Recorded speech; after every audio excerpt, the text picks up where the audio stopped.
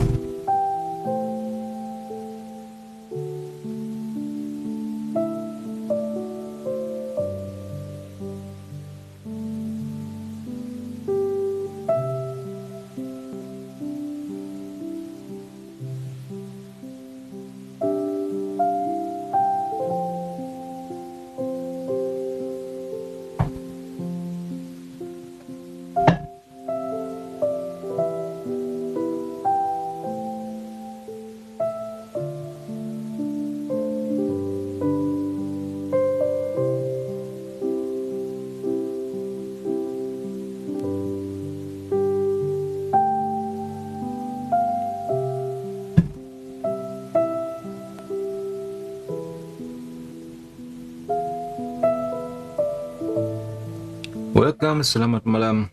Apa kabar semuanya? Teman-teman Komsa dimanapun Anda berada. Semoga sehat-sehat selalu dan baik-baik adanya. Amin.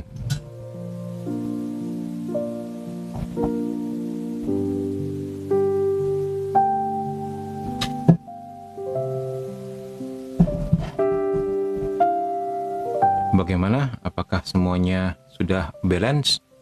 Suaranya sudah terdengar jelas, terus musiknya sudah juga terdengar, tidak mendominasi atau tidak lebih, tidak kurang begitu?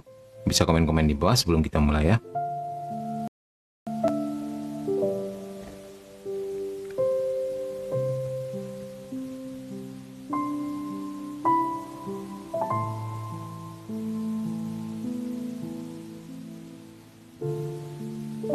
Bagaimana? Apakah semuanya balance?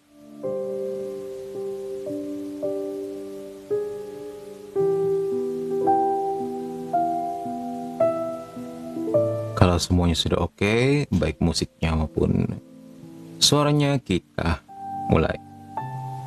Karena Mimin nggak punya monitor untuk kontrol, jadi memang pasrah sama nasib, pasrah kepada penilaian kalian.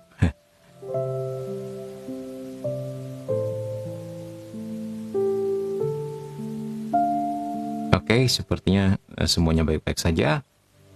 Kita langsung berdoa ya. Dalam nama Bapa dan Putra dan Roh Kudus. Amin. Tuhan yang Maha Kuasa, yang membebaskan umat-Mu dari belenggu musuh, dan melalui Putra-Mu telah mencampakkan setan seperti kilat. Bebaskanlah aku, putra-putrimu, dan juga seluruh keluargaku dari setiap pengaruh roh jahat. Terutama roh kematian, penyakit, keputusasaan, kebingungan, perpecahan, kecemasan, keserakahan dan ketidakadilan, ketakutan, kemarahan, kebencian, nafsu, kemalasan dan kesombongan. Perintahkanlah agar setan pergi menjauh dariku, dari keluargaku, dan semua orang yang kucintai dengan kuasa Putra Tunggal-Mu. Selamatkanlah kami dari imajinasi setan dan kuasa kegelapan. Penuhilah kami dengan terang Roh Kudus, agar aku dan semua kerabat dilindungi dari semua jerat licik setan. Anugerahilah malaikat yang akan selalu berjalan di depan dan menuntun kami ke jalan kebenaran sepanjang hari hidup kami. Untuk menghormati nama-Mu yang mulia, Bapa, Putra, dan Roh Kudus, sekarang dan selama-lamanya. Bunda Maria doakan kami, malaikat agung Mikael berperanglah bagi kami, para malaikat dan orang kudus, berjaga-jagalah di sekitar kami. Kemuliaan kepada Bapa dan Putra dan Roh Kudus, seperti pada permulaan, sekarang, selalu dan sepanjang segala abad. Kiranya Allah yang Maha Kuasa menjaga kita semua pada malam hari ini, dilancarkan live-nya dan dihindarkan dari segala godaan dan gangguan. Amin. Dalam nama Bapa dan Putra dan Roh Kudus. Amin. Amin. Baik. Kenapa? Dinda tanya apa? Wah, ini belum mulai aja sudah ada yang bertanya. Nggak apa-apa. Baik. Min, kalau orang ngomong gini, Kalau aku bohong, aku bakalan disambar petir. Itu boleh nggak sih, Min? Ngomong begitu sebenarnya nggak boleh ya. Nggak baik. Bahkan dikatakan di kitab suci apa? Bahkan kita juga nggak boleh bersumpah loh. Bersumpah atas langit, bersumpah atas bumi itu juga nggak boleh gitu. Karena langit dan bumi miliknya Tuhan ya. Begitu. Ya, itu juga apa? Kalau aku bohong, aku bakalan disambar petir. Itu juga sebenarnya mengutuki diri sendiri yang nggak baik. Ya, baik kita lanjut. The look atau tampilan. Artinya apa, Min? Nah, kita mau kembali kita bahas di sini tentang bahwa salah satu tanda umum yang kami gunakan untuk mendiagnosa kehadiran iblis atau setan adalah lewat penampilan. Nah, ya, di sini jelas sekali disebut. Jadi ketika korban tersebut masuk ke dalam sesi ya, masuk ke dalam sesi, dia biasanya tampak normal, belum ada apa-apa nih, karena belum diapa-apain ya, jadi dipersilakan duduk. Tetapi tidak jarang juga, seperti yang biasa tim kita alami, baru saja si korban menginjakkan kaki ke rumah doa kita, biasanya langsung bereaksi. Nah, itu bisa terjadi karena ada urapan Roh Kudus di sebuah rumah doa, ya.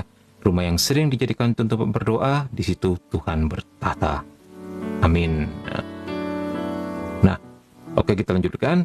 Tetapi ketika kita mulai berdoa, jika ada roh jahat, kemungkinan besar akan manifest dalam 20 menit pertama. Nah, ya, dan ini terjadi. Jadi sebelum mulai meronta-ronta sebagai reaksi terhadap doa-doa, bisa saja muncul dalam tanda petik tatapan di wajah orang tersebut. The look. Ya. Nah, this look is something impossible to fake or for a human being to imitate. Artinya apa? Artinya tatapan yang seperti itu atau penampakan yang seperti itu di raut wajahnya adalah sesuatu yang mustahil untuk dipalsukan atau dikopi oleh manusia. Tampilan tersebut adalah nampak sekali sebuah kemarahan yang luar biasa dan sebuah kejahatan murni. Nampak bukan hanya saja dari matanya, tetapi juga dari gestur tubuhnya, dari air wajah. Nah, itu tampak kebengisan di situ. Tampak sebuah arogansi, tetapi juga sekaligus sebuah ketakutan dan juga kegelisahan yang luar biasa. Di situ ya. Nah, ini gimana? Oke, kita lanjut sebentar ya. Menatap mata iblis ya, dan melihat kejahatan seperti itu dan keinginan untuk menghancurkan itu bisa sangat menakutkan ya. Jadi sungguh-sungguh tatapan matanya itu sungguh-sungguh rage begitu ya, kemarahan yang luar biasa, pure evil. Wow, ketika Anda melihatnya, sudah enggak ada lagi keraguan dalam pikiranmu. Kamu langsung tahu, orang ini pasti kerasukan. Begitu. Juga seiring jam terbang, dengan semakin banyak yang menemukan jenis-jenis yang seperti ini, makin lama kamu akan mengerti apakah ini gangguan psikologis atau benar-benar murni kerasukan. Begitu, ya.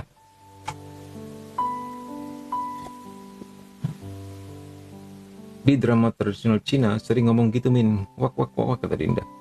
Kalau saya beneran ngintip perempuan itu mandi. Gitu.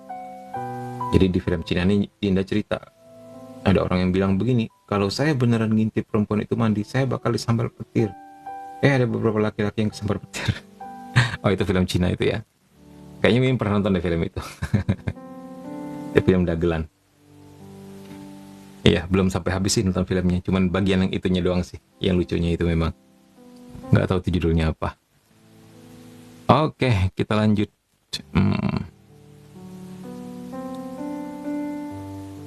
Di sini ya.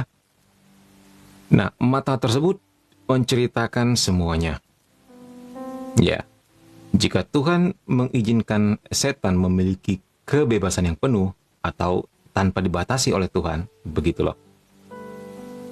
Yang tentu saja tidak akan dilakukan oleh Tuhan, maka setan akan menyiksa kita tanpa ampun dan mencabik-cabik Anda dan saya.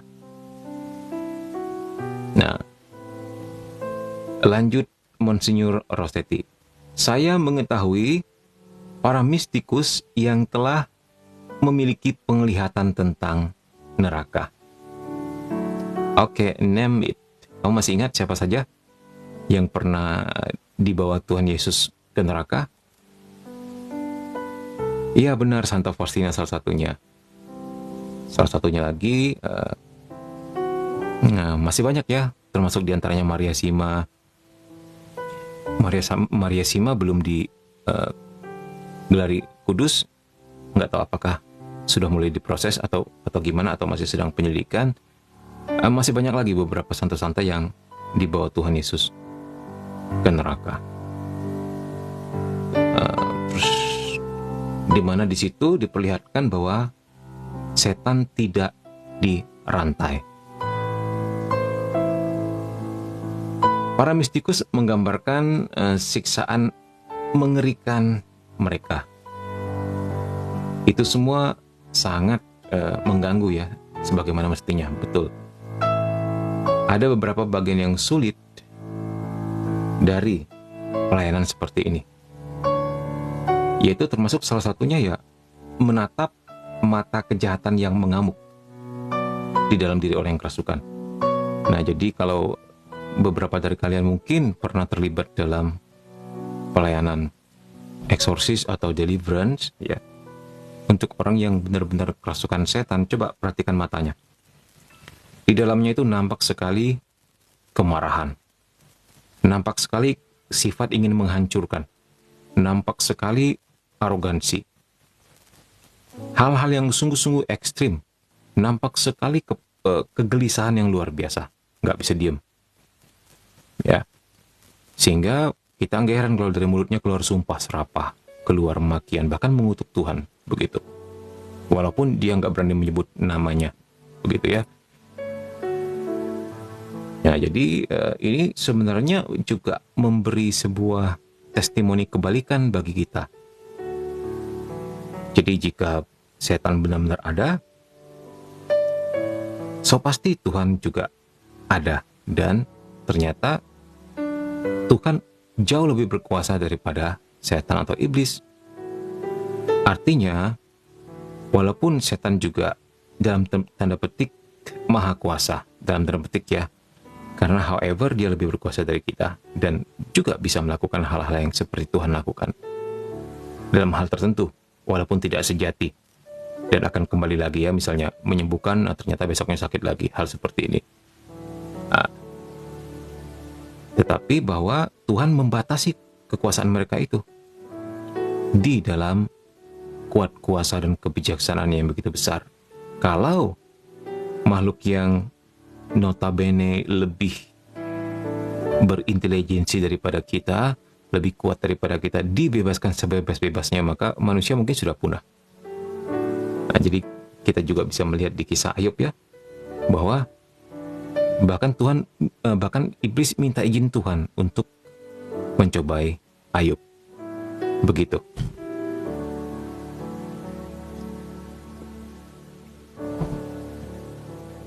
Ya. Oke, baik. Kita lanjutkan.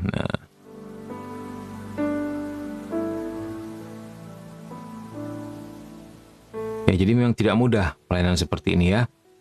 Ya, tapi dibutuhkan, dan untuk mereka yang sudah dikaruniai nggak bisa menghindar. Ya, kadang-kadang ditelepon jam-jam tertentu, jam-jam yang kita tidak siap, jam-jam bahkan jam 2 malam orang kerasukan,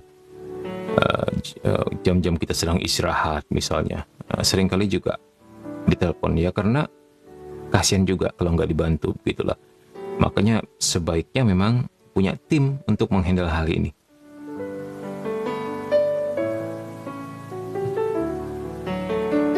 Begitu ya.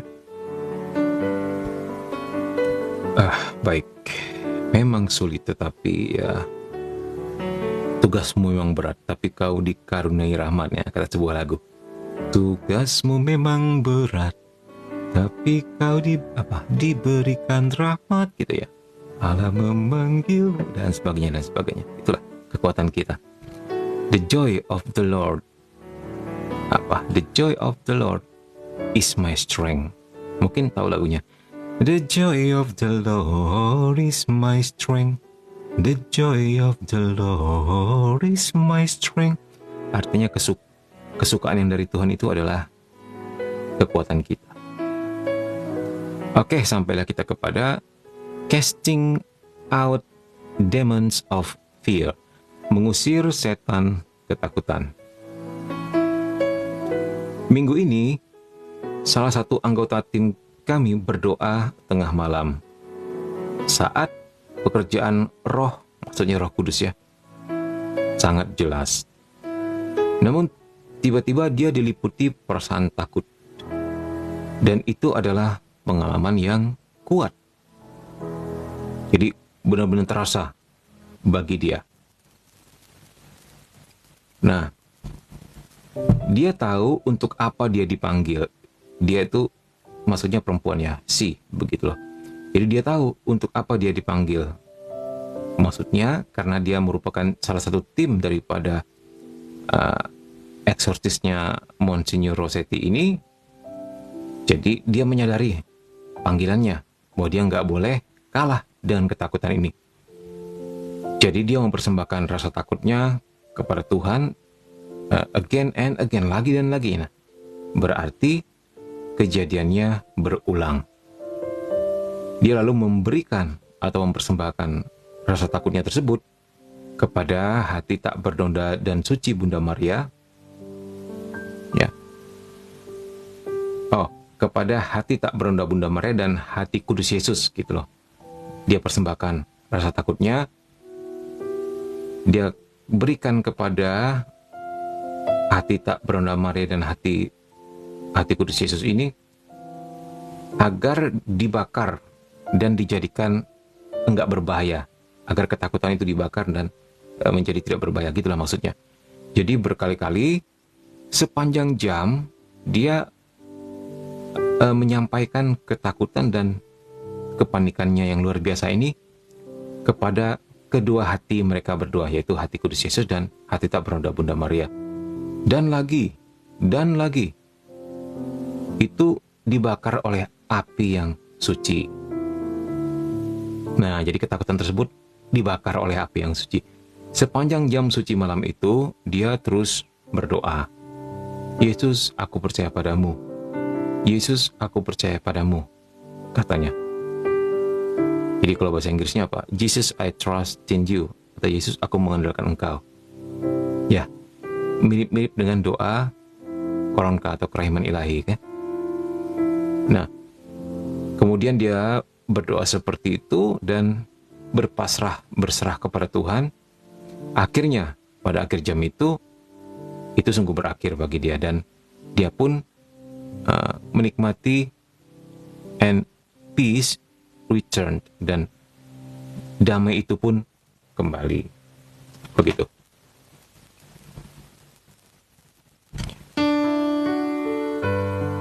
Ada yang pernah mencoba hal ini dalam kehidupan kalian? Jadi ini baik ya untuk kita teladani. Ketika kita merasakan ketakutan yang luar biasa, kita merasakan kecemasan, kepanikan, yang apakah kita ketahui penyebabnya atau terutama yang tidak tahu ya, artinya ada intervensi kuasa kegelapan yang mau menggoda kita, itu dipersembahkan. Kita persembahkan segala ketakutan kita itu, kita bawa dalam doa, kita tunduk dan bersujud, berikan kepada hati tak bernoda Bunda Maria dan hati kudus Yesus, agar dibakar dengan api yang suci. Begitu. Nah, ini baik juga. Ini bisa menjadi teladan bagi kita. Yamin pernah, kata Dinda. Mantap. Oke, baik. Itu baik sekali. Jika dibiasakan ya, dalam suka maupun dalam duka, kita bawa semuanya kepada Tuhan Yesus. Kita lanjutkan. It seems clear that there was in that hour a grace for all of us. Tampak jelas bahwa pada saat itu ada anugerah bagi kita semua. Ketakutan mencengkeram bangsa kita dan dunia. Ya, saat ini juga.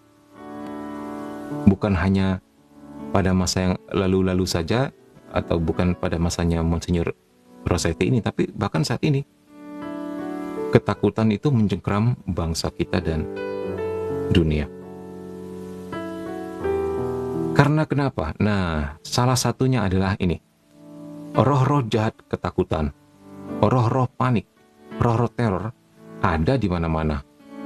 Itu berusaha menghancurkan kepercayaan kita kepada Tuhan. Jadi jangan heran kalau setiap kali untuk memulai live ini, Mimin selalu mengajak kita semua mendoakan doa seperti tadi ya. Doa, apa? Masih ingat judulnya? Doa melawan pengaruh iblis. Masih ingat salah satu yang kita doakan? Kita mohon dibebaskan dari pengaruh roh jahat, terutama roh kematian, roh sickness, sakit, despair, putus asa, confusion, kebingungan, apalagi division, anxiety. Nah, termasuk diantaranya itu, ya.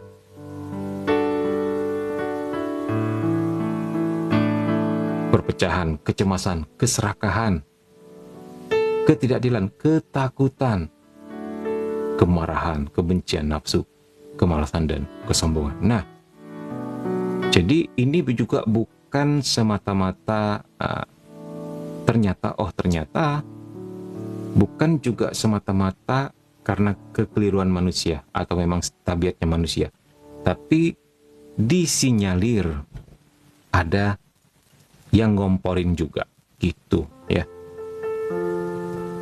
Dia tinggal ngipas-ngipas atau bahkan membangkitkan, manas-manasin sehingga kita jadi bablas, begitu loh.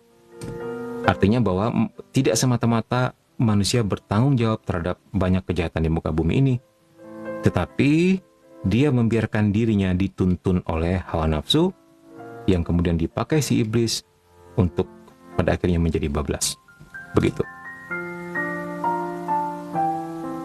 Dan roh-roh tersebut sungguh nyata ya, sungguh nyata. Apa judul PDF ini, Min? Ini judulnya. Tuh, Diary of an American Exorcist. Nah, ada di grup. Nah, ada di grup Telegram kita.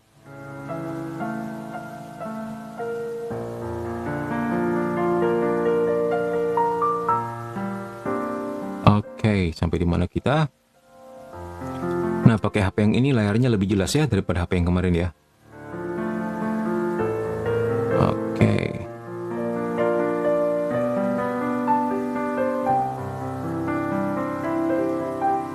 Nah, tadi kita telah berbicara tentang roh-roh jahat, ketakutan, panik, dan teror, dan sebagainya yang berusaha menghancurkan kepercayaan kita kepada Tuhan. Solusinya jelas sekali. Serahkan semuanya kepada hati kudus Yesus dan hati tak berdoda Bunda Maria. Di dalam hati yang suci tersebut, rasa takut akan musnah. Jadi selama itu semua, ya, kita harus sering berkata, tepat seperti dikatakan perempuan yang ketakutan tadi, Yesus, I trust in you. Jesus, I trust in you. Ya. Ini persis seperti doa orang kaya, Yesus, aku mengandalkan Engkau, atau Yesus, Engkaulah andalanku, begitu. Salve semuanya, salve juga Greg. Ya. Welcome. Baik. Nah, pada akhirnya perdamaian pun akan dipulihkan. Tentang itu enggak ada keraguan. Sungguh, kalau kita sungguh-sungguh mengandalkan Tuhan di dalam apa saja yang kita alami, pada akhirnya perdamaian akan dipulihkan. Pada akhirnya cinta kasih dan perdamaian akan menang di tengah-tengah peperangan. Walaupun kita nggak tahu berapa lama perjuangan tersebut dan harus memakan berapa banyak korban jiwa, tetapi pada akhirnya tetap Tuhan yang akan menang. Jadi kita harus bersabar bersama Tuhan. Oke, baik. Nah, ini dia. Nah, ini hal yang paling ditakutkan oleh para eksorsis dan para pendoa deliverance. Nah, sebentar, Mimin tambah minum dulu. Thank you for the rose and sharing.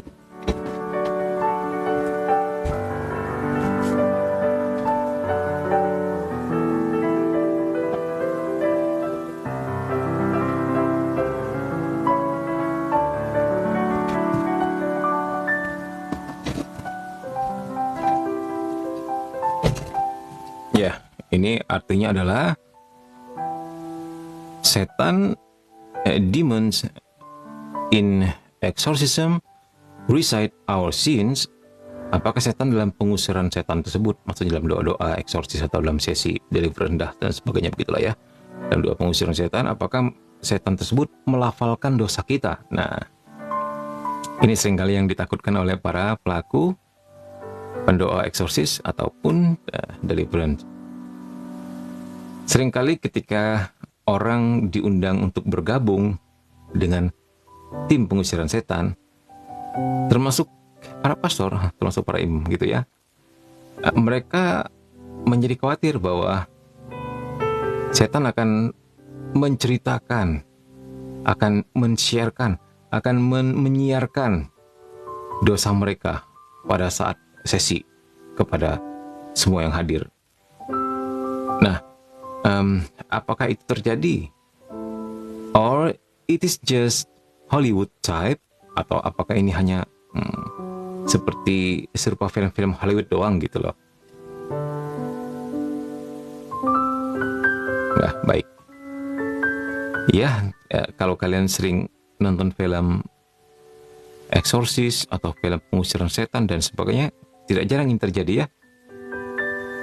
Nah, itu fakta atau fiktif min? Nah, kita lihat di sini. It does happen. Itu memang terjadi. Ya, begitu. Jadi ternyata film-film juga sedikit banyak mengambil hal-hal yang faktual begitu ya, untuk mereka jadikan sebuah film. Jadi mereka juga based on true story. Begitu. Setan suka berfokus ya, terutama pada dosa para pengusir setan. Dengan demikian berusaha untuk mengecilkan keberaniannya, mengecilkan usaha pelayanan daripada si pengusir setan tersebut. Nah, di sini kita bisa melihat berbagai cara mereka lakukan ya. Kami bahkan memiliki sesi di mana setan mengungkit dosa-dosa masa lalu yang sebelumnya diakui. Wow. Nah, selama ini kepada kita dikatakan kalau kita sudah mengaku dosa, dosa-dosa kita nggak bisa dilihat setan lagi, begitu ya. Teorinya memang begitu. Tetapi kalau pada akhirnya ada sedikit yang masih mereka bisa lihat, nah, bisa jadi di dalam diri si orang ini masih ada rasa bersalah, masih ada celah untuk kurang percaya bahwa Allah sudah mengampuni dia saat dia mengakui dosa-dosanya. Jadi masih ada scruple. Itu masih ada. Itu menjadi celah juga bagi si iblis atau setan untuk mengintip. Nah, ini dia ya. Memang secara faktanya memang setelah kita mengaku dosa dan kita yakin bahwa Tuhan telah mengampuni dosa-dosa kita, mereka nggak bisa ngintip lagi dosa-dosa tersebut. Nah, tetapi hal-hal yang spesial ini bisa terjadi kalau kita punya celah. Nah, ada yang bilang setan nggak bisa melafalkan dosa yang sudah diakui tadi ya, udah mencintai, tapi itu belum pengalaman kami, atau dikatakan hasn't been our experience. Tampaknya Tuhan membatasi setan dalam dosa apa yang bisa mereka siarkan. Jadi kita nggak mendapatkan hal ini setiap hari, dan pengetahuan mereka memang terbatas. Jadi however juga ya Tuhan mengizinkanlah itu terjadi. Mungkin ada sebuah tujuan gitu. Jadi memang ya ngeri-ngeri sedap memang.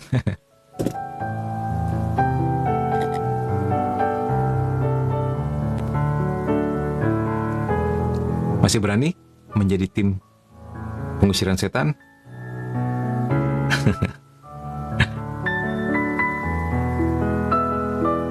Siapa di sini yang pingin menjadi salah satu tim pengusiran setan? Melihat fakta seperti ini masih berani?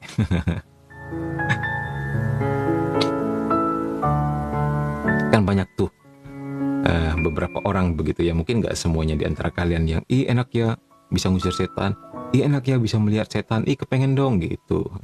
Kan nggak jarang kita temui hal-hal seperti ini ya. Nah, beginilah faktanya Kisanak. Itu bukan sebuah itu bukan sebuah tugas atau bukan sesuatu yang untuk buat gagah-gagahan. Hal mana kita juga nggak bisa menghindar ketika itu telah menjadi sebuah panggilan untuk membantu orang lain. Jadi memang tujuannya bukan untuk ngapa-ngapain selain membantu sesama, sama sekali tidak untuk berbangga. Apa yang mau dibanggain? Pertama, kekuatan itu cuma kita pinjam dari Tuhan. Kita cuma diberi otoritas sebagai orang yang percaya kepada Dia gitu kan. Terus nggak ada duitnya juga. Terus capeknya luar biasa. Belum lagi ditambah hal seperti ini ya. Dosa kita disiarkan. Nah, kacau balau tuh. Gimana? Greg, Dinda? Ayo, masih berani?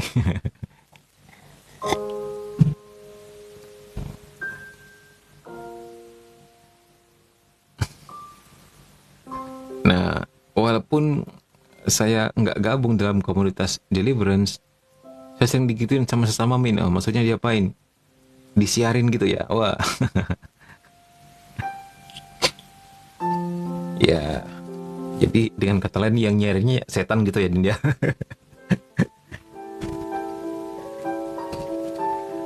Oke, baik. Ya, begitulah.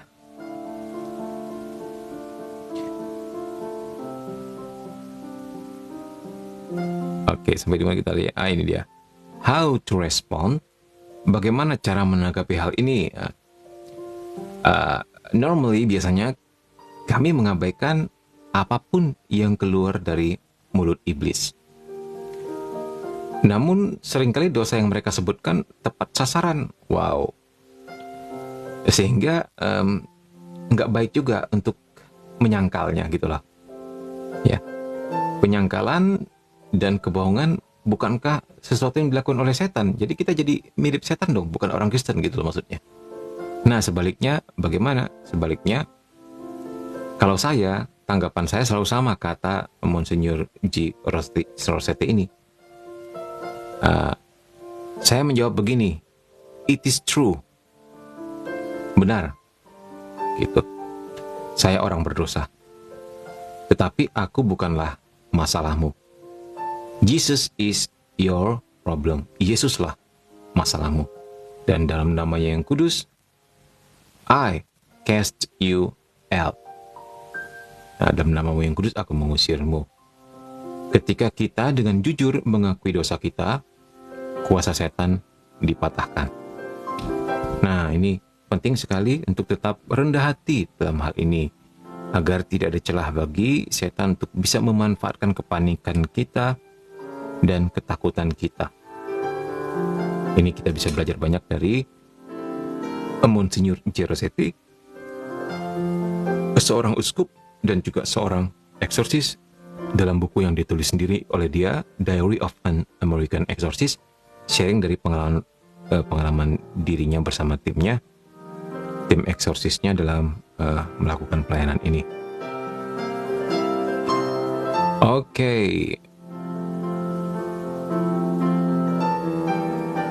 Ini dikatakan di sini,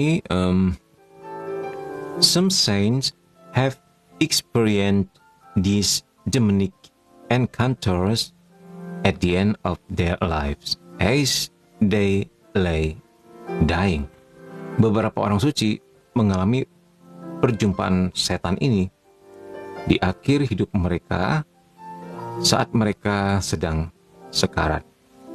Satan came, setan datang dan membacakan dosa-dosa mereka, begitulah, dan menuntut agar mereka menjadi miliknya. Wow, ini benar-benar audiovisual ya yang mereka alami, sungguhan, dan Tuhan seringkali mengizinkan orang kudus mengalami pencobaan seperti ini. Sementara kan kita mengatakan seperti ini, itu cuma pencobaan. Misalnya kita mengalami gundah gulana, mengalami galau, mengalami kesulitan hidup dan sebagainya. Ini beda coy. Benar-benar bertatapan face to face dengan makhluk tersebut, dengan wujud fisiknya maupun wujud spiritualnya, face to face ya. Jadi bukan sekedar sebuah tipologi, sebuah alegori, sebuah kiasan bahasa, enggak. Berhadapan langsung dengan biangnya, begitu. Nah, ini hanya diizinkan Tuhan dialami oleh orang-orang yang kuat seperti para kudus tersebut ya. Nah, justru hal tersebut ketika mereka halau dengan kekuatan Tuhan akan memberi sejenis kekuatan lagi, menambah kekuatan lagi bagi mereka tentang betapa luar biasanya Tuhan ya, tentang bahwa mereka tetap setia kendati digoda untuk putus asa, begitu. Nah, tetapi orang-orang kudus tersebut memandang Yesus dan minta pengampunan. Coba dilihat ya, di sini mereka bukannya menyangkal dosa-dosanya, enggak. Reaksinya tepat seperti Monsignor J. Rossetti di atas tadi. Benar, saya orang berdosa. Tapi aku bukan masalahmu adalah Tuhan Yesus. Nah, jadi mereka dengan rendah hati mengakui betul mereka orang berdosa, sehingga setan tidak punya celah untuk memanfaatkan kesombongan mereka atau bahkan keputusasaan mereka ya. Mereka tahu itu adalah belas kasih Tuhan, dan hanya belas kasihnya yang menyelamatkan mereka, begitu loh. Jadi dengan demikian mereka nggak bisa berbangga-bangga, nggak bisa bersombong diri ya. Ini terbalik sama kita ya. Bayangkan coba, orang suci tetap merasa dirinya berdosa loh, tetap merasa dirinya mungkin yang paling jahat di dunia, seperti yang dikatakan dalam salah satu tulisan dari Santa Teresa Avila. Saya adalah orang yang sangat jahat, makanya Tuhan segera menyelamatkan saya. Kalau tidak, saya bisa menjadi ancaman bagi kerajaannya. Hal seperti ini, kalau kita pikir, padahal orang suci gitu ya, kok bisa mikir seperti itu? Kalau dia aja merasa dirinya jahat, apalagi kita, begitu kan pikiran kita. Ya, tetapi seperti itulah faktanya. Mimin suka sekali menggunakan alegori ini. Ketika kita masih berdiam di bumi, kita nggak bisa melihat bintang-bintang dengan jelas, begitu ya. Tapi makin tinggi kita terbang, makin jelaslah luar angkasa tersebut. Pada akhirnya kita bisa melihat matahari di sini, bulan di sana, bintang A, B, C, dan lebih banyak lagi. Demikianlah kita di hadapan Tuhan. Semakin kita dekat sama Tuhan, makin tampaklah dosa-dosa kita dan betapa tidak sebandingnya kita sama Tuhan, begitu loh. Nah, beda dengan kita, orang kudus, mengakui itu. Mengakui itu, mereka bukannya menjadi ketakutan atau putus asa atau bahkan pada akhirnya memberontak, enggak. Mereka mengakui dosa-dosa mereka yang banyak itu, dan percaya tanpa belas kasihan Tuhan, mereka pun sebenarnya hanya seonggok sampah. Itulah intinya, begitulah ya. Jadi ini bukan sebuah kerendahan hati yang dibuat-buat, enggak. Justru sebaliknya, semakin kita dekat sama Tuhan, semakin kita bisa melihat kualitas diri kita sendiri di hadapannya seperti apa, gitu loh. Akhirnya buku itu terbuka semua, nggak ada lagi yang disembunyikan. Intinya begitulah, gimana ngomongnya nggak tahu lah. Tapi yakin kalian ngerti ya.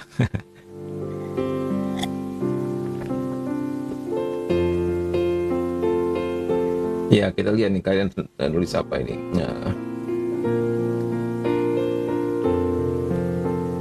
Min, kalau setan bicara dan siarkan dosa kita, apakah kita masih boleh bicara dengan setan? Dalam sesi pengusiran, it's okay. Tapi pun itu hanya boleh dilakukan oleh pimpinannya ya. Cukup 1-2 orang dalam sesi pengusiran. Yang nggak boleh itu misalnya kamu ketemu setan di bawah pohon besar, bukan dalam sesi pengusiran lah. Kemudian dia cakap-cakap dan sebagainya, ditanyain ini itu ya, seperti para youtuber itu ya.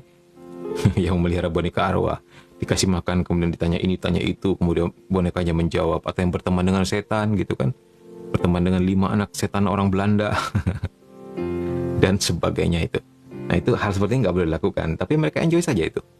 Kamu Min lihat, Min nggak tahu sudah berapa banyak kerugian yang mereka alami dari segi jiwa mereka ya, karena mereka nggak bisa lepas berakhirnya. Nggak bermaksud menghina, tapi gitulah kenyataan saya terima, Min. Kok kelakuan orang-orang sekitar saya sifatnya kayak setan, ya begitulah manusia ya. Tatapan matanya, omongan mereka yang ingin menghancurkan saya itu salah satu contohnya. Ya, kita doakan saja mereka ya, Dinda. Sebuah pemurnian yang dialami itu akan membuat kita menjadi lebih kuat lagi. Nah, biarkan mereka melihat perbuatan kita yang baik dan memuliakan Bapa di surga. Memang tidak mudah, tapi biarkan mereka capek sendiri, begitu. Anggap saja tidak pernah terjadi apa-apa dengan mereka, anggap saja tidak ada, tetap melakukan aktivitas seperti biasa. Kalau bertemu mereka tetap senyum seperti biasa. Nah, di balik itu kita serahkan mereka kepada Tuhan. Biarlah rahmat Tuhan bekerja supaya mereka juga mengalami kasih Tuhan, begitulah. Semakin Mimin jelasin tentang karakteristik setan, semakin saya ingat sama beberapa orang, Min. Ya mungkin mereka ditunggangin setan juga tanpa mereka sadari, ya gitu ya. Orang di sini maksudnya manusia ya. Minta nomor toga juga nggak boleh ya, Min. Nggak boleh sama sekali ya. Lirah gawat. Selalu ada tumbal. Tidak ada mereka memberi secara gratis, tidak ada kisah anak sama sekali. Jangan mau bohong-bohongin ya, mengatakan oh yang pesugihan ini nggak ada tumbalnya kok, pesugihan itu nggak ada tumbalnya kok, aman. Jangan mau dibohongin. Semuanya adalah BULSHIT semua ya. Oke. Iya, apa bedanya setan sama iblis? Nah, ada yang tahu? Ada yang bisa jawab? Ya sebenarnya kalau dalam teologi Kristen, setan dan iblis sama saja. Tapi iblis seringkali digambarkan untuk peringkat yang lebih tinggi, begitu. Setan itu seringkali dianggap bawahan atau kaki tangannya. Tapi dua-duanya jahat. Ya, dalam pembicaraan kita ini seringkali disamakan aja. Tetapi ada juga yang spesial di sini. Ketika dia menjelaskan tentang setan dengan huruf S besar, itu artinya pimpinannya mereka. Mungkin arah-arahnya ke yang seringkali digelar Lucifer itu. Ya, begitu.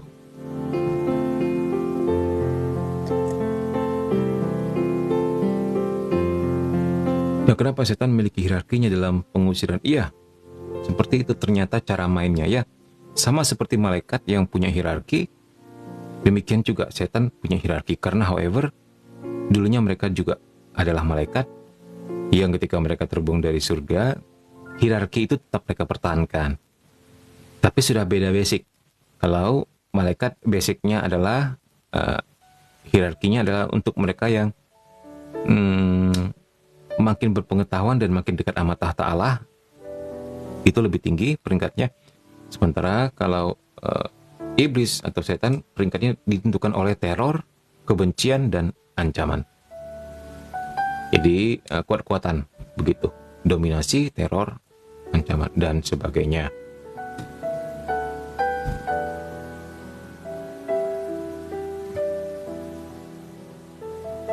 Oke, baik. Nah, di sini dikatakan, kita sampai di mana ini? Heavy demons. Nah, setan berat. Nah, maksudnya apa nih setan berat ini? Apakah ini salah tulis atau salah terjemahan? Enggak, memang setan berat. Ya, oke, baik. Nanti kita bahas ya, bagaimana yang dimaksud dengan setan berat itu. Begini, ini bukan tentang setan yang gendut dan berat sekali seperti Lira. Lira kurus ding. Sorry. Langsing. Ini sesuatu yang lain. Baik, nanti kita lihat di sini. Gemma Gagani ya. Seorang mistikus, stigmatis, dan juga seorang santa. Seorang mistikus ini mereka yang sungguh-sungguh hidup dalam doa dan puasa serta mati raga dan sering mengalami vision tentang sesuatu, itu artinya mistikus ya. Ya. Jadi orang kudus itu ada beberapa jalan. Salah satunya mistikus, salah satunya enggak sama sekali. Seperti Santa Teresa dari Kanak-Kanak Yesus. Enggak pernah melihat apapun, enggak pernah ngalamin apapun, tetapi dia santa yang luar biasa. Nah, hal seperti inilah jalannya masing-masing. Mistikus itu beberapa diantaranya ada yang mengalami levitasi, ada yang dalam tanda petik mengalami orgasme rohani atau spiritual, ada yang mengalami apalagi namanya itu kontemplasi sampai levitasi tadi ya, seperti yang dialami Santo Yohanes Salib dan Santa Teresa Avila, dan masih banyak santo-santo yang lain. Termasuk yang paling terkenal apa? Santo Yosef Cupertino yang sampai terbang-terbang begitu ya. Yang dia pokoknya nggak boleh dengar nama Yesus. Kalau dengar nama Yesus barangnya bisa terangkat. Pernah satu kali itu terjadi pada waktu audiensi dengan paus ya. Mimin lupa, Mimin nggak nonton secara lengkap filmnya, cuman potongan-potongan begitu. Nanti deh tak tonton lagi. Itu lucu tuh. Ya. Sampai dia harus dikurung pada akhirnya kan, karena apa sih namanya? Dia sendiri susah kontrol sudah begitu. Dengar nama Yesus saja bisa mulai melayang tubuhnya, begitulah. Jadi itu mistikus, para mistikus memang seperti itu jalannya adi kodrati. Nggak bisa kita pahami. Stigmatis. Nah, stigmatis nih mereka yang menerima kelima luka Yesus. Masih ingat lukanya di mana saja? Santo atau santa yang menerima anugerah kelima luka Yesus. Jadi kepala, di mahkota durinya, di kedua tangannya ya, dan kedua kakinya. Udah 3, satu lagi di lambung, 4, satu lagi di mana ya? Pokoknya ada 5. Kepala, telapak tangan dan telapak kaki. Apalagi kepala, telapak tangan, telapak kaki, lambung. Ya mungkin di belakang ya dicambuk ya. Bahkan ada yang seperti Santa Rosa dari 5 itu di mana? Peru ya.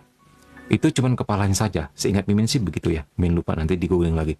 Cuman kepalanya saja yang mengalami stigmata daripada mahkota durinya Yesus. Ada yang jadi seperti itu ya. Ternyata ada yang penuh, ada yang full, ada yang sebagian, tergantung karunia yang Tuhan kasih kepada mereka masing-masing. Iya, Santo Fransiskus Assisi salah satunya. Mantap sekali. Itu mah raja terakhir.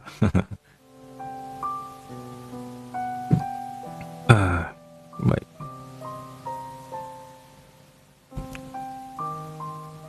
Setannya gendut kali, Min. Iya.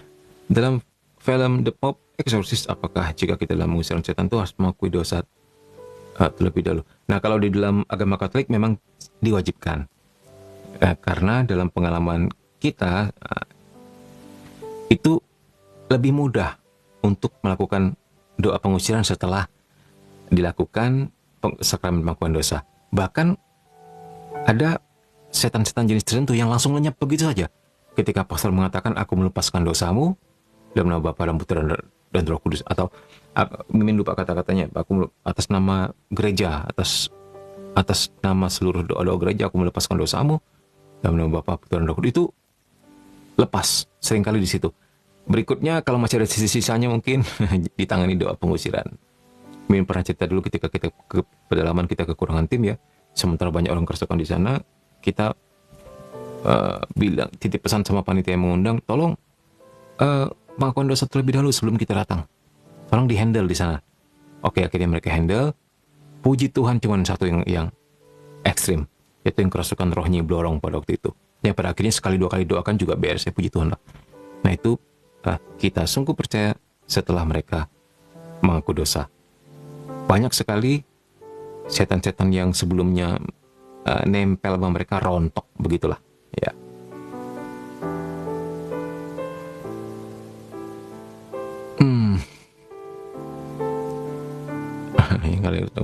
Thank you. Syarat pengukiran setan apakah mesti Kristen Katolik ya? Ya banyak sih ya. Kalau kita lihat di film-film bahkan pengusiran setan ala Thailand, ala mana-mana saja. Coba aja mana yang cocok. Ini karena mimin sama tim ya biasa pengusiran setan ya, karena kita Katolik ya pakai cara-cara Katolik. Ya begitulah.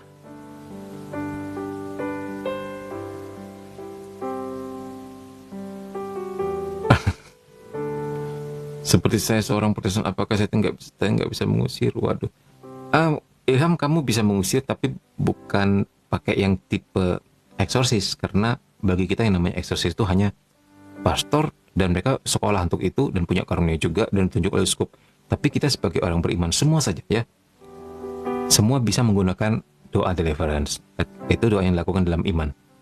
Misalnya doa pertama, doa perlindungan. Misalnya, Tuhan lindungi saya dari setan ini. Itu doa permohonan, doa perlindungan. Mohon jauhkan setan ini dari saya. Hal-hal seperti ini. Atau doa perintah. Doa perintah ini dianjurkan untuk mereka yang lebih kuat imannya, karena takut ada serangan balik. Intinya begitulah. Gereja menganjurkan mempertimbangkan hal seperti ini hanya semata-mata takut serangan baliknya terhadap kita yang mendoakan ya. Kalau kita takut serangan balik, kita doakan doa perlindungan, Tuhan lindungi saya dari setan ini. Jadi bukan doa perintah. Nah kalau doa perintah dalam nama Yesus aku usir kau pergi, itu loh kita perintahkan secara langsung. Nah itu disinyalir takut ada efek serangan balik, terutama untuk mereka yang jarang berdoa begitu. Ya gunakan saja doa deliverance. Ya. Bukankah Tuhan Yesus udah beri kita kuasa, semua yang percaya kepadanya, untuk mengusir setan ya. Jangan merasa inferior kalau maksudnya non Katolik atau gimana, karena film-film kebanyakan kan ambilnya dari Katolik ya, karena memang eksorsis itu memang asal mulanya dari Katolik, jadi memang populernya begitulah ya.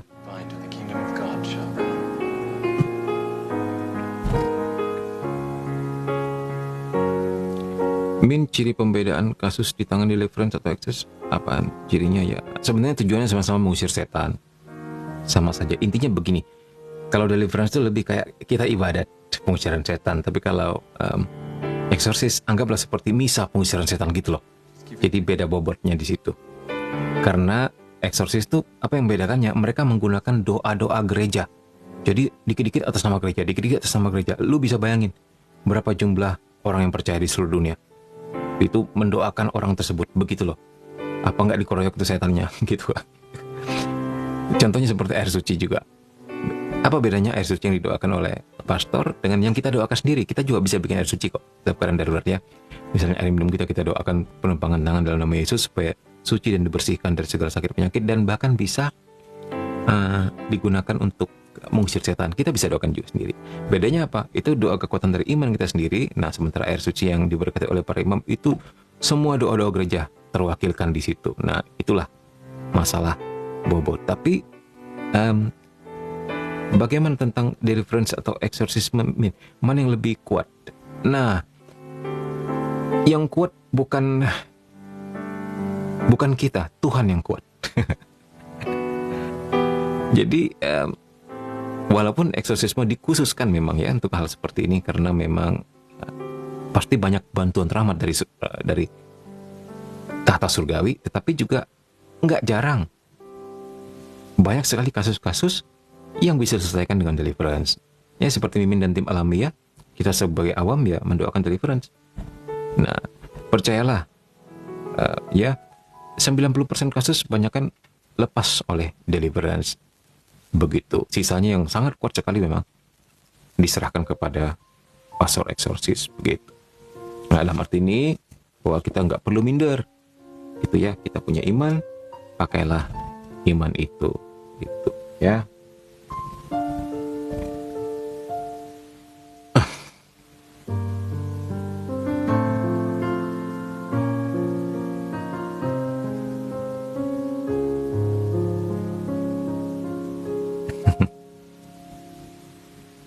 Saya pernah dengar, wah, jika seorang bisa memanggil Santo Mikael untuk membantu, ya kita bisa minta bantuan daripada para malaikat dan orang kudus, begitu.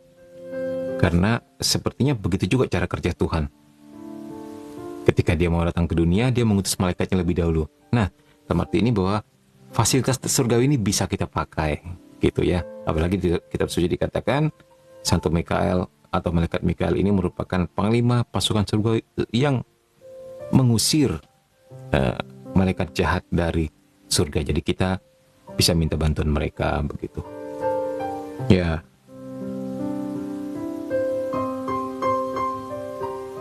Oke, baik, kita lanjutkan ya.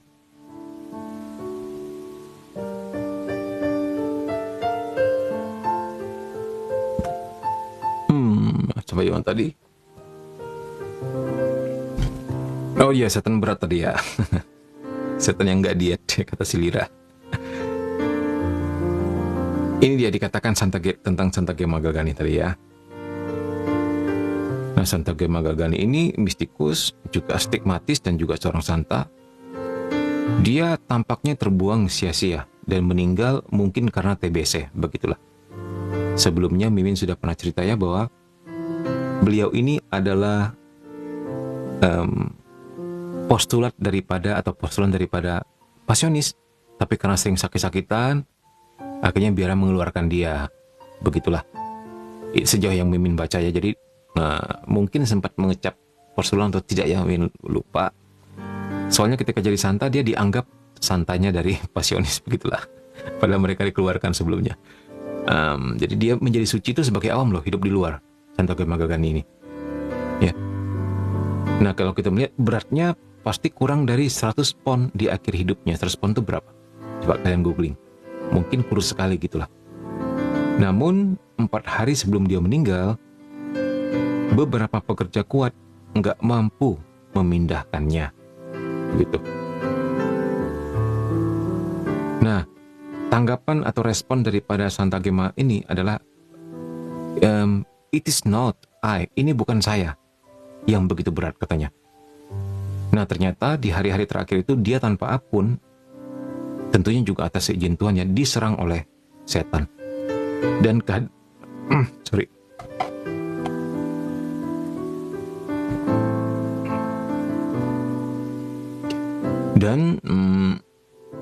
sampai di mana tadi? Dia tanpa ampun ternyata di hari terakhir, tentunya atas izin Tuhan, diserang oleh setan. Dan kehadiran setan-setan yang menindas, menahannya. Jadi benar-benar mau digeprek oleh setan karena gemes banget.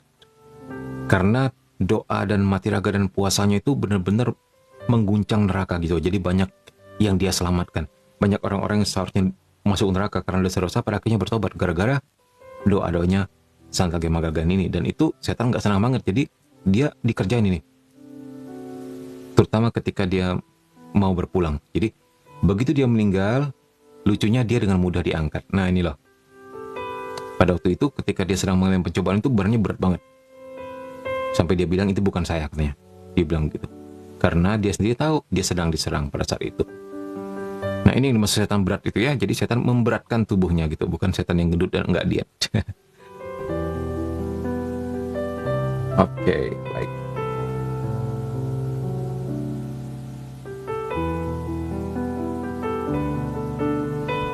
Pada film Pop Exorcist, kenapa setan dia ingin mengincar relik-relik suci? Aduh, pertama itu film. Jangan terlalu banyak hal yang dibelokkan di film itu ya. Iya, ya tonton sebagai hiburan saja. Ya 50-50 lah ya. Film seperti itu. Yang lebih mirip dengan Pengusiran Asli itu Emily Rose film itu. Yang lain itu kebanyakan komersil, kayak setan malah mencari relik suci, padahal yang namanya relikwi itu benda-benda yang diurapi oleh Roh Kudus. Seharusnya mereka takut, ini malah dicari, gitu kan, lucu. Gitulah. Jadi kalau nggak begitu ya nggak menarik dong filmnya kan. Ya begitulah dunia ya. Ya tentu sebagai hiburan saja. Walaupun ada beberapa yang kita bisa pelajari memang, karena mereka mix, campur, ambil beberapa fakta yang kemudian diolah, begitulah. Oke, sampai di mana?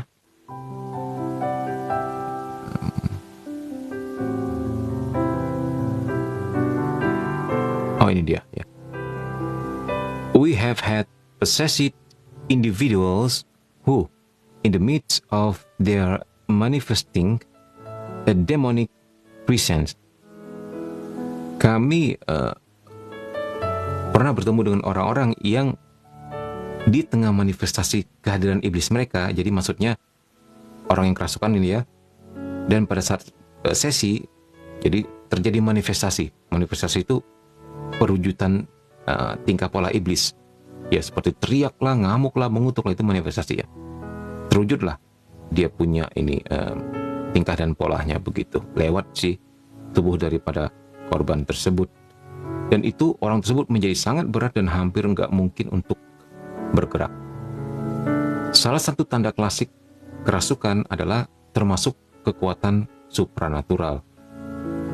Nah, ini biasanya ya diartikan bahwa orang tersebut menunjukkan kekuatan di luar kemampuan alaminya, beyond his or her natural abilities, yang seringkali membuat orang tersebut sulit untuk menahan diri selama sesi pengusiran setan. Nah, mungkin kalian masih ingat atau mungkin pernah mengalami sendiri ketika kalian naik motor seorang diri ya, melewati kuburan atau tempat-tempat tertentu, tiba-tiba merasa motornya berat.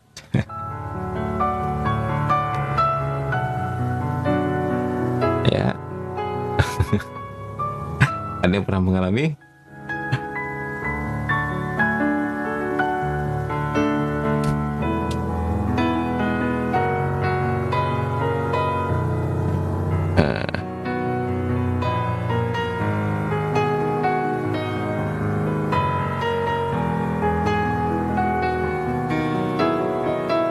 Ini ada yang bertanya si Agnes. Min, indigo jenisnya yang bisa lihat setan atau sengaja atau tidak, itu musibah, kutuk atau anugerah.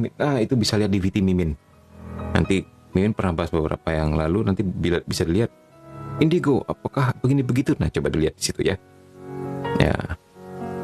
Ya nanti ada beberapa pembedaannya di situ, lebih jelas dan lebih menghibur. Kalau di sini nanti Mimin bisa melantur kemana-mana. Ya, boleh toel Mimin nanti di situ atau message Mimin supaya diingatkan, Min video yang mana, misalnya nggak nemu gitu ya. Tapi kalau nemu ya mantep gitulah. Apalagi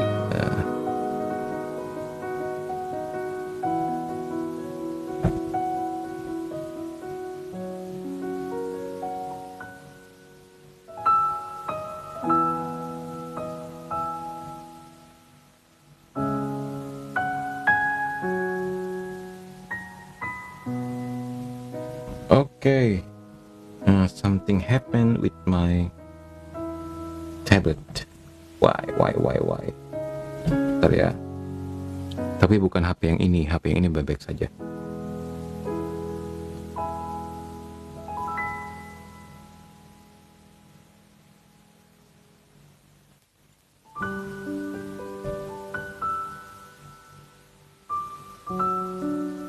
HP yang ini sedang raging, HP monitor maksudnya.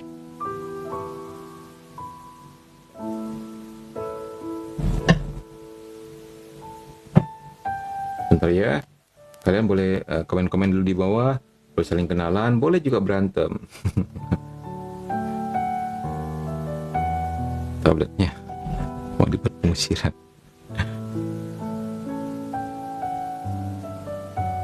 Iya, baik.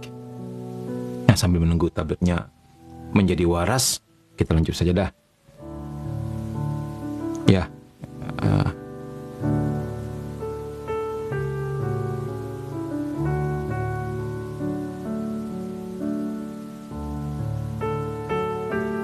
Iya, tentang badan yang berat tadi ya.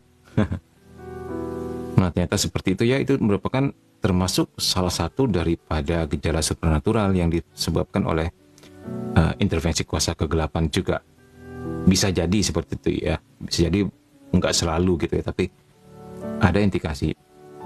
Jadi berbagai kemungkinan kita bisa lihat, apalagi jika terjadi selama sesi pengusiran setan. Hal yang aneh-aneh ini otomatis pasti berasal dari setan. Oke, namun dikatakan di sini, mana tadi? Mimin tidak kata namun.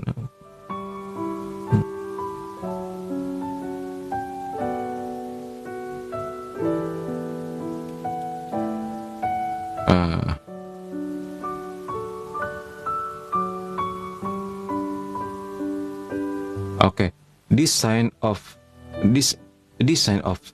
superhuman strength is much broader and tough. Jadi maksudnya, namun tanda kekuatan manusia super ini jauh lebih luas. Jadi ini lebih mengacu pada efek fisik daripada it refers to physical effect. Ini mengacu pada efek fisik pada individu yang nggak bisa dijelaskan secara manusiawi, tetapi bisa dijelaskan dengan kehadiran setan ya. Misalnya levitasi ya, tahu ya levitasi ya? Levitasi itu yang tubuhnya terangkat. Nah, ini juga hati-hati. Di satu sisi juga kita bisa temukan gejala ini pada orang kudus tertentu, tapi juga hati-hati juga. Setan pun bisa bikin hal yang sama, bahkan lebih ekstrim. Pernah terjadi ketika suatu hari ada seorang suster yang menghebohkan biara. Begitu. Jadi suster ini waktu doa hening bersama-sama, doa hening itu seperti doa meditasi lah, bersama-sama ya, mungkin di pagi hari jam 4 subuh begitu. Karena biarawati kan biasanya bangun jam 2, jam 4 gitu ya, ada jam-jam doanya gitu. Nah, ketika doa bersama-sama, dia terbang sendiri gitu kan. Terus hebohnya lagi ngebalik, kepalanya di bawah, kakinya di atas. Ini pernah terjadi loh di zamannya Santa Teresa Avila ya. Tapi begitu kalian mendengar hal seperti ini, pasti kalian langsung tahu itu bukan dari Tuhan ya. Walaupun kejadiannya di dalam biara. Ya, sedikit banyak kalian mulai makin mengerti bau-bau yang mana surgawi, bau-bau yang mana neraka. Ya, hal yang menimbulkan kok begitu ya, kok begini ya, itu loh. Kalian pasti udah bisa sedikit banyak membedakan lah begitu ya. Harapannya begitu.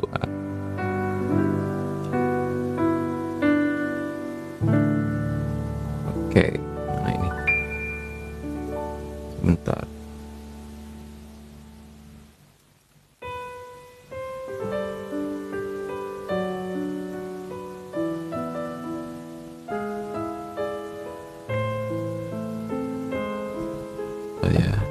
Sebentar.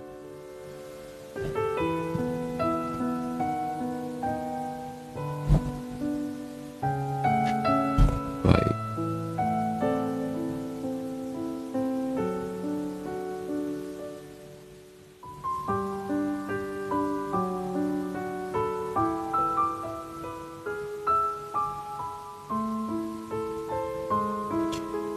Oke, sampai di mana tadi? Levitasi tadi ya. Jadi ada yang berasal dari Tuhan, ada yang bukan. Nah, manusia nggak dapat melayang secara alami, ya. Kita semua tahu itu. Jadi Tetapi setan dapat menggunakan kemampuan alami mereka. Ya, bagi setan namanya melayang, namanya terbang, namanya guling-guling di daun-daun kayu itu sifat alami mereka. Beda sama kita kan. Karena mereka pure spirit, roh. Mereka nggak dibatasi ruang dan waktu. Begitu. Sementara kita sangat terbatas. Jadi kalau di sini dikatakan itu merupakan kemampuan alami setan untuk mengangkat seseorang dari tanah, dan terkadang mereka melakukannya. Nah, itu dia. Mimin jadi ingat cerita seorang Yahudi yang pada akhirnya terjerumus masuk ke dalam penyembahan kepada Sai Baba di India. Sai Baba sudah almarhum ya. Nah, pada waktu itu sempat heboh juga. Jadi Sai Baba ini seorang pembuat mukjizat yang memiliki agama yang namanya sinkretisme. Jadi mengambil semua ajaran baik dari berbagai macam agama dijadikan satu gitu loh. Itu yang dia wartakan kepada murid-muridnya, kepada anak buahnya dan sebagainya. Pengikutnya luar biasa seluruh dunia. Di India ada satu cerita tentang orang Yahudi yang nggak tahu gimana caranya dia sampai ke India dan melihat Sai Baba bertemu dan sebagainya kan. Bahkan dia keciprat karunia Sai Baba bisa menyembuhkan orang dan sebagainya. Nah, pada akhirnya dia melihat ada perbedaannya. Pada akhirnya ketika dia bertobat baru dia cerita. Kebanyakan orang sakit yang ikutin Sai Baba itu katanya nggak berani meninggalkan India, nggak berani meninggalkan tempat itu. Karena mereka tahu kalau mereka meninggalkan tempat itu mereka sakit kembali. Nah, hal seperti ini. Terus kemuliaan yang ditawarkan itu seperti berkabut, seperti sangat berpusat pada diri sendiri dan lebih ke arah menyombongkan diri. Begitu. Jadi dia bisa membedakan pada akhirnya. Karena kita semua tahu setan bisa melakukan apa saja, ya. Tetapi dia atau mereka nggak dapat kopi-kopi damai sejahtera Allah, kerendahan hati, cinta kasih, kelemah lembutan. Mereka nggak pernah bisa kopi-kopi itu. Ya, jadi mungkin lupa namanya siapa, Roy atau Ron begitu. Pada akhirnya dia bertobat dan dia cerita waktu itu.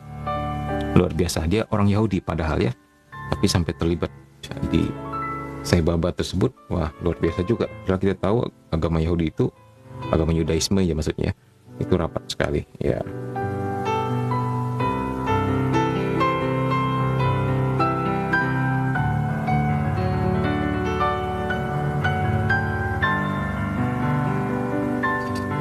Iya betul, hati-hati, setan bisa menyanyikan hal manis tapi pada akhirnya derita kekal. Yes, itu pasti. Tidak ada yang baik yang datang dari kerajaan sebelah, maksudnya kerajaan kegelapan. Nah,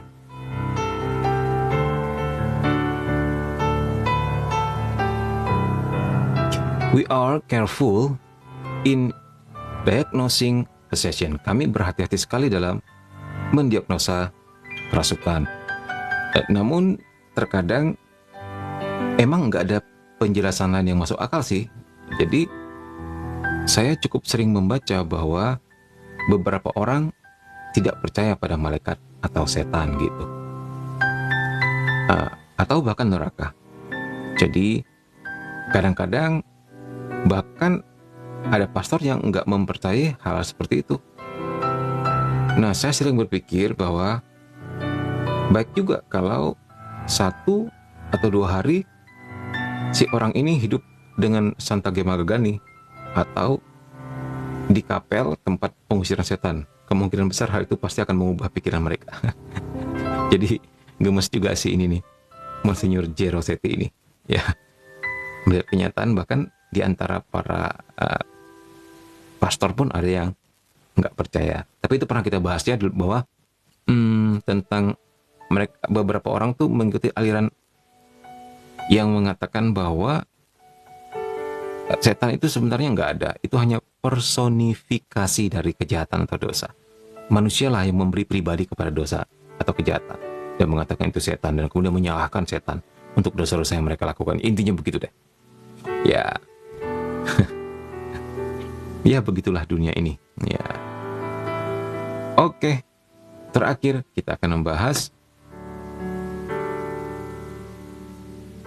tentang demons affecting the material world, atau iblis yang mempengaruhi dunia material. Nah, ini kalian ngomongin apa ini ya?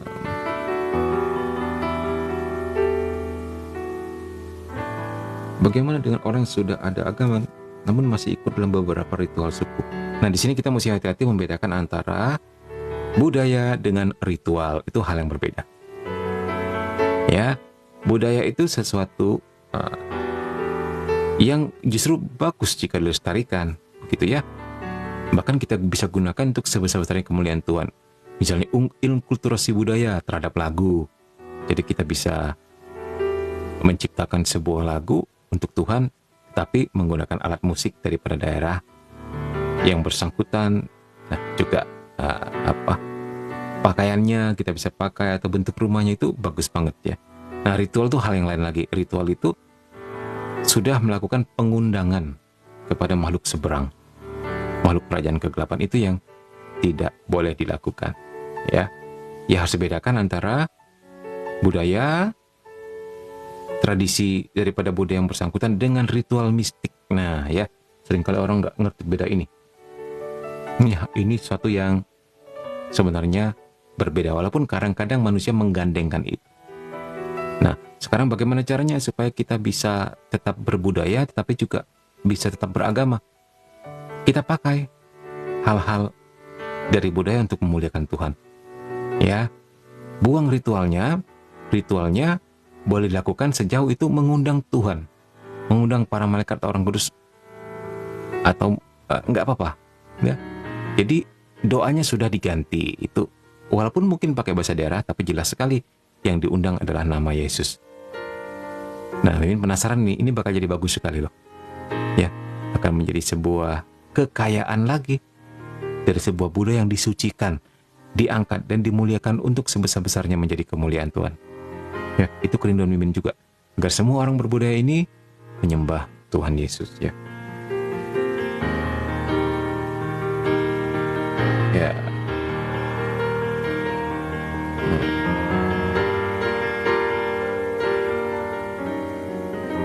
Lalu bagaimana dengan tarian dalam tanda petik pada suku saya yang mengundang nenek moyang untuk sebagai rasa syukur, dan ritual tersebut dilakukan di rumah daerah seperti rumah ibadah menari gitu, lalu bagaimana? Ya, itu sebenarnya kalau udah mengundang roh leluhur itu udah nggak benar ya. Nah, itu sudah masuk ke ritual. Itu bukan lagi budaya itu ya. Itu kita boleh kesampingkan ya. Kita ganti doanya. Yang kita undang adalah para malaikat dan orang kudus, karena sesungguhnya mereka adalah leluhur kita. Leluhur kita ya adalah para malaikat dan orang kudus.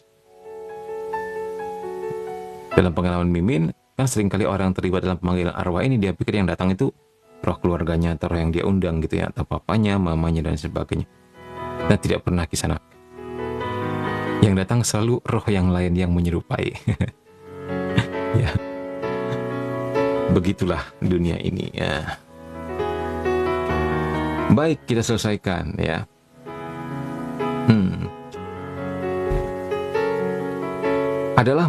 Iblis adalah makhluk spiritual murni atau pure spirit, seperti juga malaikat ya. Mereka memang satu jenis ya. Biasanya normally pengaruh malaikat dan iblis pada manusia adalah melalui sugesti dan usaha untuk mempengaruhi pikiran dan tubuh seseorang.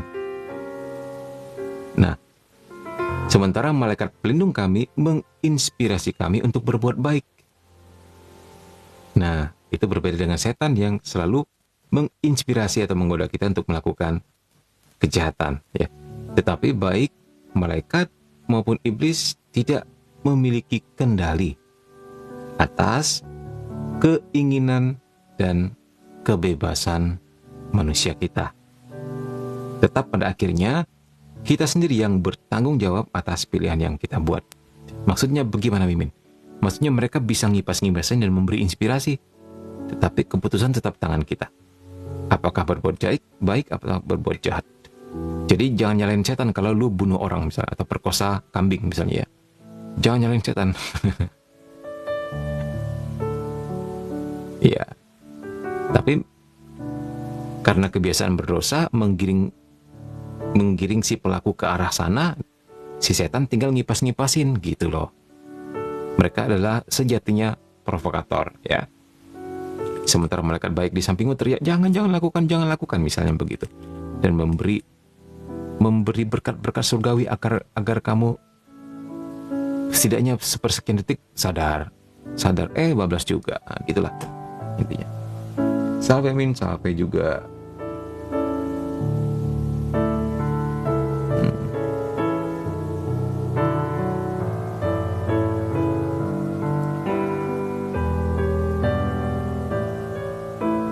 Gue enak juga jam segini ketemu yang begini. Makasih banyak loh Kak. Ya sama-sama ya. Gitu kan, kalau menjadi berkat, Mimin juga senang sekali mendapat komen seperti ini. Apalagi mungkin ilham lupa ya, ini malam Jumat loh. Coba ilham lihat di kanan dan kirimu. Adakah ada pergerakan?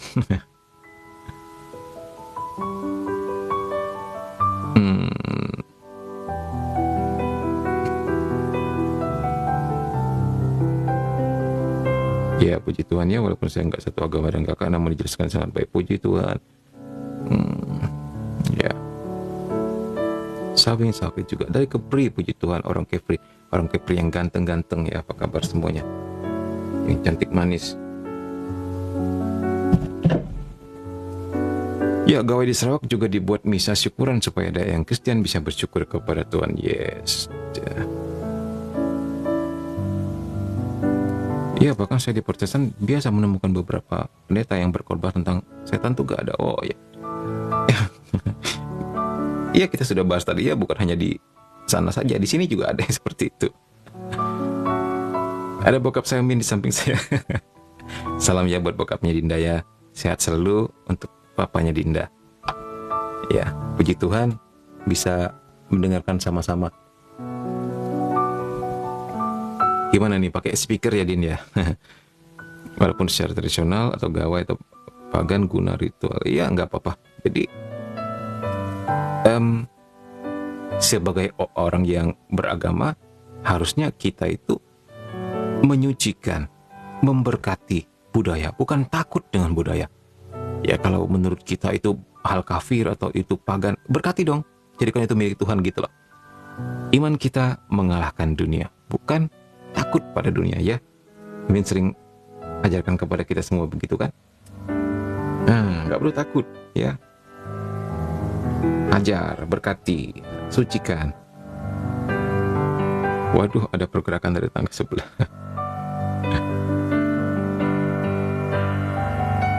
Oke, baik.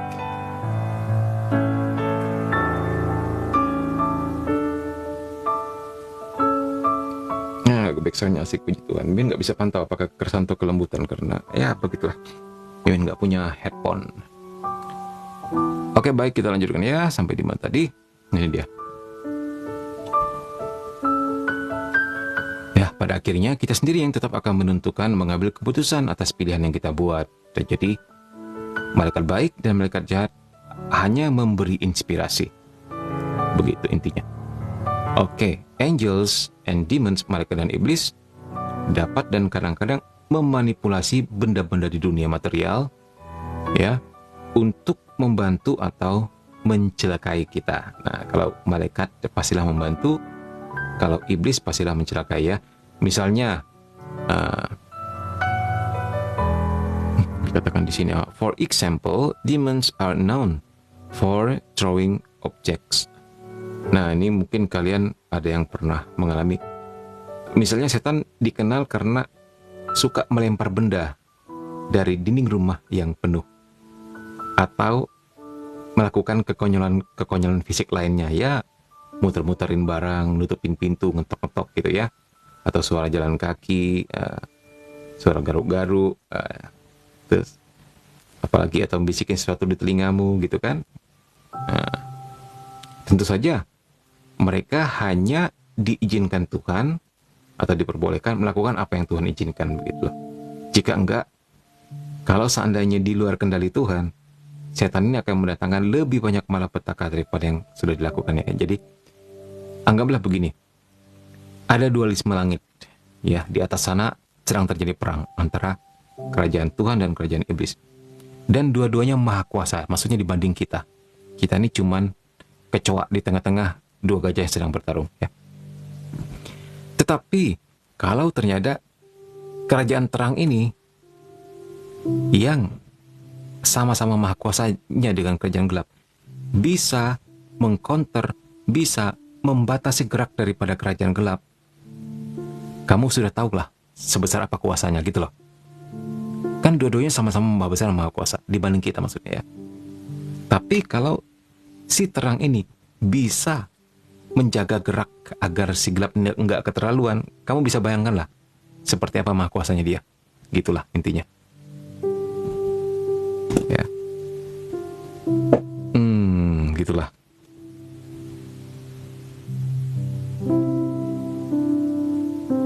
Oke, sampai di mana? Nah, kalau kita melihat di sini, the great mystic, para mistikus besar seperti Padre Pio dan Santa Gemma Galgani itu secara fisik diserang oleh setan. Ya, mereka juga dibantu oleh para malaikat. Nah, saya merasa sangat lucu dan terinspirasi ketika Santa Gemma mengklaim dalam buku hariannya bahwa setelah malam serangan setan yang sangat mengerikan, malaikat pelindungnya memberinya secangkir kopi di pagi hari. Saya sedang menunggu malaikat saya untuk melakukan hal ini, kata si secara bergurau, kata si Monsinyur secara bergurau ya. Nah, jadi kita bisa melihat bahwa setan dapat dan memang ya bisa memasuki dan memanipulasi dunia material sampai batas tertentu. Wah, ini seperti ilmunya si siapa ini? Si Avenger yang salah satu yang terkuat itu siapa? Wanda ya. Wanda, dia bisa memanipulasi materi. Wah, ini luar biasa. Bahkan bikin realitas baru kan? Ya. Ini termasuk mengganggu telepon dan perangkat komunikasi kita. Nah, ini tidak jarang terjadi. Terutama untuk para korban-korban kerasukan yang minta didoakan. Itu biasanya teleponnya dihalang-halangi agar nggak menghubungi para pendoa. Yang lebih parah, mereka bisa menyamar menjadi sesuatu yang nyebrang jalan sehingga si pengemudi bisa menabrak atau kecelakaan. Itu yang parah sekali ya. Tapi itu nggak pernah kita alami. Tapi Min pernah mendengar dari tim yang ceritanya. Jadi mereka yang mengalami. Tim kita kan ada yang di pedalaman dan sebagainya. Nah, mereka itu yang sering cerita begitu. Nah, setan ini berusaha untuk mengisolasi, melecehkan dan menakut-nakuti. Nah, respon terbaik saya adalah tetap tenang dan tanggapi dengan doa. Oke, kita selesaikan sampai sini ya. Baik. Kenapa ini? Dinda nih suka ngopi juga kayaknya nih.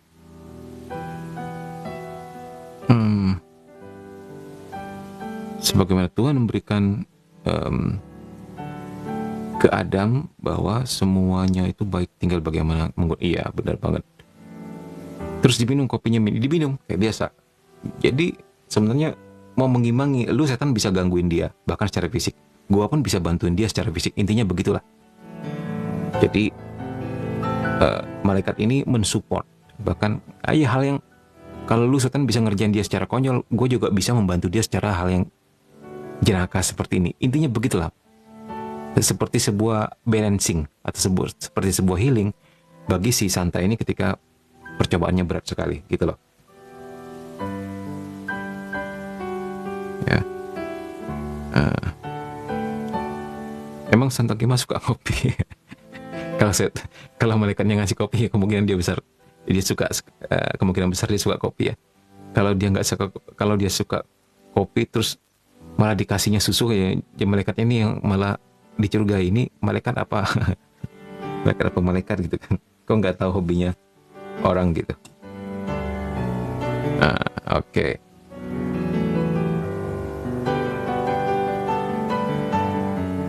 Oke, I am convinced, saya yakin bahwa intervensi material semacam ini itu sangat merugikan iblis. Nah, kenapa sangat merugikan iblis tapi kok iblis melakukan? Nah, kita lihat. Karena kekuatan dan energi spiritual mereka itu sebenarnya terbatas, gitu loh. Jadi sebenarnya mereka hanya mengganggu target yang mereka minati secara khusus saja. Gitu.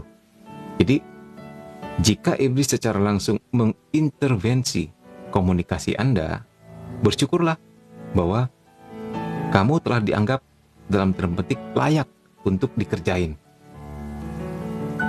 Kemudian responmu bagaimana? Ya, persembahkan korban terkait apapun kepada Tuhan. Korban dalam arti misalnya kamu diganggui sampai seperti tadi ya, seperti ditakut-takutin atau mengalami ketakutan, kepanikan, persembahkan ketakutan dan kepanikan itu kepada Tuhan. Intinya begitu. Dengan demikian, setan kena prank lagi. Segala apapun yang dilakukannya kepada kita, ternyata mendekatkan kita semakin dekat kepada Tuhan. Intinya begitu. Jadi pengen bikin kopi, minumnya pakai gitu. Oke, teman-teman semua, terima kasih atas kehadirannya, atas apresiasinya, atas gift-nya, atas share, atas like-nya. Terima kasih semuanya. Kita akhiri sampai di sini. Nanti kita tutup dengan doa. Ya, puji Tuhan. Malam ini semuanya lancar, nggak ada gangguan apapun. Ya. Dan kita semua tetap diberi kesehatan untuk boleh berkumpul kembali. Untuk mereka yang ingin join di Telegram kita bisa ngumpul sama teman-teman di sana. Telegram. Well, mimin di Komsa KKSM online ya. Komsa KKSM online. Ya, nanti mimin masukin ke dalam grup. Begitu. Untuk mereka yang bahkan ingin tersentuh untuk berdonasi untuk pelayanan kita, puji Tuhan, mimin senang sekali. Apalagi kita juga mengelola panti asuhan ya. Nah, bisa lihat di linknya profilnya mimin, ada link segala bentuk donasi ataupun akun-akun di tempat lain yang boleh juga di follow, terutama di YouTube, supaya bisa YouTube kita juga menjadi berkat sama seperti TikTok ya. Oke, kita mau doa penutup ya. Baik teman-teman, kita akan doa penutup. Om ganteng kemana ya? Si Andre kemana ya? Malam ini nggak muncul dia. Semoga dia sehat-sehat saja, tidak kenapa-kenapa.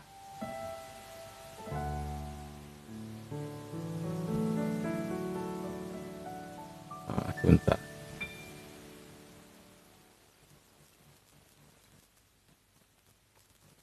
Baik, kita siapkan hati kita.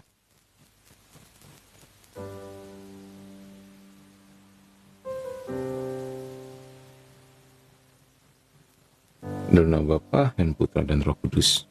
Amin. Sator arepo tenet opera rotas. Aku mempersembahkan seluruh hidupku dengan seluruh hatiku kepada Bapa yang menjadi tempat perlindungan, juga memeliharaku. Santo Mikael, Malaikat Agung, belalah kami pada hari pertempuran. Jadilah pelindung kami melawan kejahatan dan jebakan si jahat. Dengan rendah hati kami mohon, kiranya Allah menghardiknya. Dan semoga Engkau, hai Panglima Pasukan Surgawi, dengan kuasa Allah, mencampakkan ke dalam neraka setan dan semua roh jahat lainnya yang berkeliaran di dunia, hendak membinasakan jiwa-jiwa. Bunda Maria, doakan kami. Malaikat Mikael, berperanglah bagi kami. Para malaikat dan orang kudus, berjaga-jagalah di sekitar kami. Kami juga mau berdoa ya Bapa untuk semua teman-teman yang hadir pada live malam hari ini, agar mereka senantiasa mengalami kesehatan, mengalami sukacita, mengalami berkat-berkat, kecukupan dalam segala hal. Untuk mereka sedang sakit, Tuhan sembuhkan. Untuk mereka yang sedang bergumul dalam hidupnya, Tuhan berikan solusi.